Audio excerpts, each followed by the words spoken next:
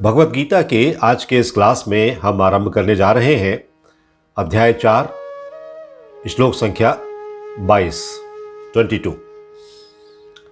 इस श्लोक में भगवान अर्जुन को जो संदेश दे रहे हैं उसे हमें गंभीरता पूर्वक समझना चाहिए। श्लोक इस प्रकार है, यद्रच्छा लाभ संतुष्टो द्वंद्वातीतो विमत्सरः समः सिद्धावसिद्धौ च कृत्वापि न निबध्यते। अब इसका शब्दार्थ देखेंगे। यद्रच्छा मतलब स्वतः, लाभ लाभ से, संतुष्ट संतुष्ट, द्वंद्व द्वंद्व से, अतीत परे, विमत्सरः ईर्ष्या रहित, समः स्थिर चित्त, सिद्धौ सफलता में, असिद्धौ असफलता में, च भी कृत्वा करके, अपि यद्यपि न कभी नहीं, निबध्यते प्रभावित होता है अर्थात बंधता है। भगवान यहां पर बता रहे हैं कि जो स्वयं में संतुष्ट है उसकी क्या स्थिति होती है।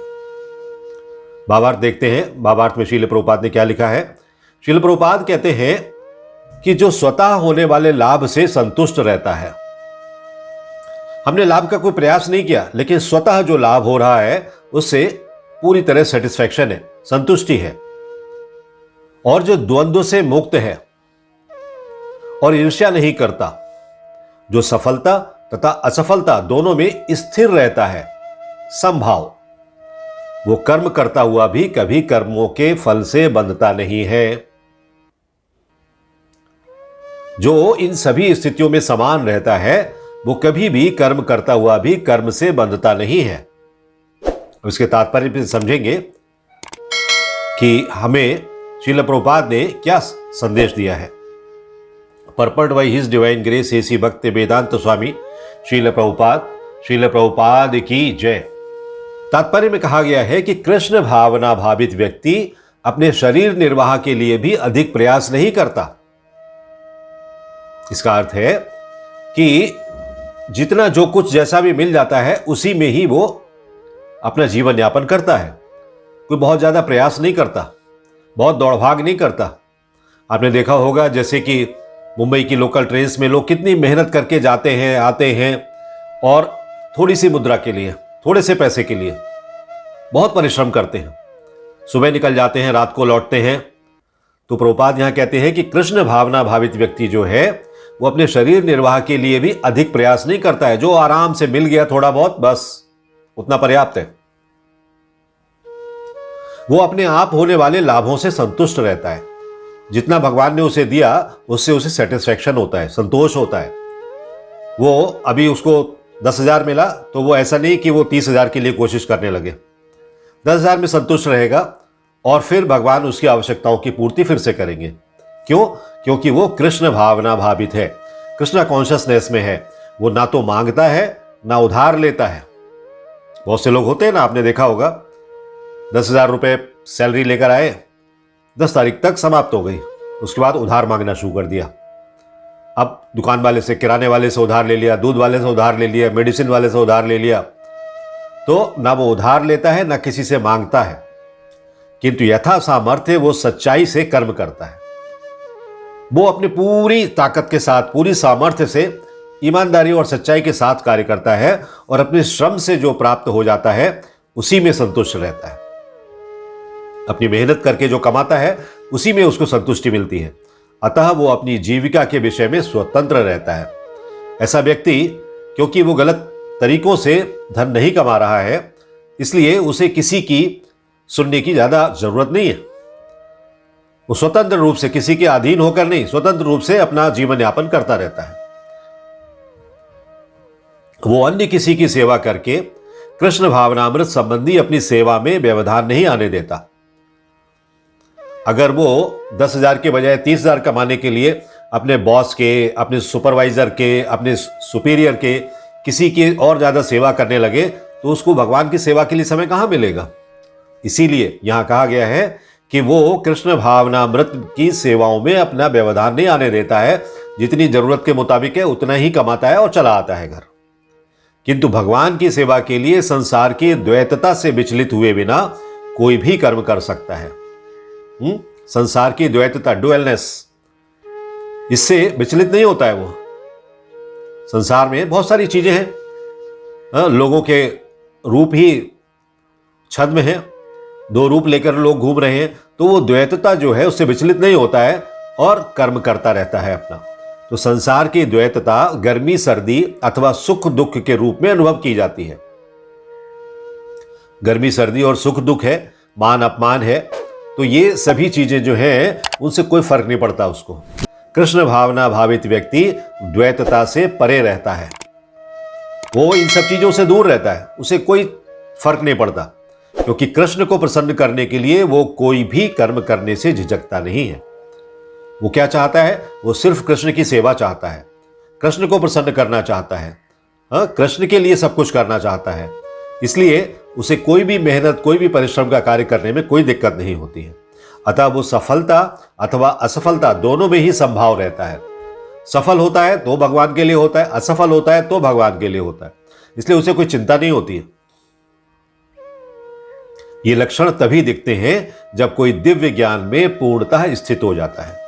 कृष्ण भावना में आने के बाद जो दिव्य ज्ञान है, ट्रांसेंडेंटल नॉलेज है, जिसको अभी हम चौथे अध्याय में पढ़ रहे हैं, उस स्थिति में जब वो पहुंच जाता है तो ये गुण उसमें दिखने लगते हैं, ये लक्षण उसमें दिखने लगते हैं कि वो हर स्थिति में संभाव रहता है। तो यदृच्छ लाभ संतुष्टा, यदृच्छ अलाभ संतुष्टा कर्मयोगी निष्काम भाव पूर्वक संपूर्ण तन मन धन से सेवा करता है, कार्य करता है। फल के रूप में उसे अनुकूलता या प्रतिकूलता, लाभ या हानि, मान या अपमान, स्तुति या निंदा, जो कुछ भी मिलता है उससे उसके अंतःकरण में कोई फर्क नहीं पड़ता। वो एकदम निरपेक्ष रूप से रहता है। जैसे वो व्यापार करता है अगर, तो उसे व्यापार में लाभ हो या हानि हो, उसके अंतःकरण पर उसका कोई असर नहीं पड़ता। ठीक है, लाभ हुआ तो भगवान की सेवा में लगेगा, हानि हुई तो भगवान की सेवा थोड़ी मुश्किल से होगी, इतना ही है और कुछ नहीं। वो हर एक परिस्थिति में समान रूप से संतुष्ट रहने का प्रयास करता है, क्योंकि उसके मन में फल की इच्छा होती ही नहीं है। तात्पर्य यह है कि व्यापार में उसे लाभ हानि का ज्ञान तो होता है, तथा वो उसके अनुसार यथोचित चेष्टा भी करता है कि हानि ना हो, लाभ हो, जिससे कि मैं भगवान की सेवा में लगाऊंगा। पर परिणाम जो भी होता है उससे वो सुख और दुख उसको नहीं होता है। लाभ हो गया तो वो बहुत पार्टी करने लगा, 5 स्टार होटल में चला गया, हानि हो गई तो कुछ मादक पदार्थ लेकर घर में आके सो गया, ऐसा कभी नहीं करता है वो। यदि साधक के ऊपर प्रतिकूलता का थोड़ा भी असर पड़ जाए तो उसे घबराना नहीं चाहिए, क्योंकि ये मानवीय गुण है। हानि होती है तो थोड़ा आदमी विचलित होता है, लेकिन भक्त के अंतःकरण में वो प्रभाव स्थायी नहीं रहता है, थोड़ी देर के लिए रहता है, शीघ्र ही मिट जाता है। भगवान उसकी चिंता करते हैं फिर कि देखो इसको हानि हो गई तो मैं अब इसकी रक्षा करूं।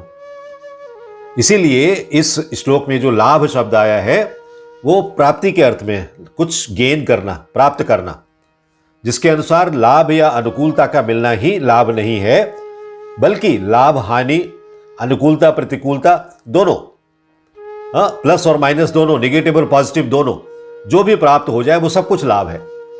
नेगेटिव प्रॉफिट है या पॉजिटिव प्रॉफिट है। तो ईर्ष्या, ईर्ष्या भी उसे नहीं होती है। ईर्ष्या का दोष जो है बहुत ही सूक्ष्म है, बहुत ही ऐसा है कि हमें दिखता भी नहीं है। जैसे एक उदाहरण के लिए, दो दुकानदार हैं और आपस में बहुत फ्रेंडशिप है उनकी, पास पास में दुकानें हैं और उनमें से एक की दुकान दूसरे की अपेक्षा बहुत ज्यादा चलती है, तो दूसरे में कितने भी मित्र क्यों ना हो, थोड़ी सी ईर्ष्या जरूर पैदा हो जाएगी कि उसकी दुकान ज्यादा चल रही है और मेरी नहीं चल रही है। इस प्रकार ईर्ष्या दोष के कारण मित्रों की मित्रता में भी फर्क आ जाता है। जहां आपस में प्रेम है, एकता है, मित्रता है, वहां भी ईर्ष्या का दोष घुस जाता है, लेकिन भक्त के अंदर वो ईर्ष्या का दोष भी नहीं आता। इसलिए एक भक्त को इस दोष से बचने के लिए विशेष सावधान रहना चाहिए। अभी एक शब्द है यहां पर इस श्लोक में, द्वंद्व अतीतः। हाँ, कर्मयोगी जो है, जो कर्म कर, निष्काम कर्म कर रहे हैं, भक्ति योग पर चल रहे हैं, वो लाभ हानि, मान अपमान, स्तुति निंदा, अनुकूलता प्रतिकूलता, सुख दुख, इन द्वंद्वों से परे होते हैं। ये द्वंद्व है जो हमें परेशान करते हैं। इसलिए उसके अंतःकरण में उन द्वंद्वों से होने वाले राग द्वेष, हर्ष शोक, ये सब विकार होते ही नहीं है। प्रसन्न रहता है, हर समय भगवान की सेवा करता है और प्रसन्न रहता है। सोचता है अगर आज हानि भी हो गई तो कल लाभ भी हो जाएगा। आज मैं भगवान के लिए बहुत अच्छा भोग नहीं बना पाया, कल और अच्छा बना दूंगा। इस भावना से वो कार्य करता है, परेशान नहीं होता है, दुखी नहीं होता है। तो ये है कृष्ण भावना भावित होने वाले व्यक्ति की स्थिति। कृष्ण भावना में आकर उसे इन सब चीज़ों का कोई फर्क नहीं पड़ता है, क्योंकि वो सब कुछ भगवान को समर्पित करता है। हरे कृष्णा। यदि आपको यह वीडियो पसंद आया हो तो लाइक करें और अपने मित्रों तथा संबंधियों के साथ शेयर करें। ऐसे ही अन्य वीडियोस के लिए हमारा चैनल सब्सक्राइब करें और बेल आइकन दबाना ना भूलें।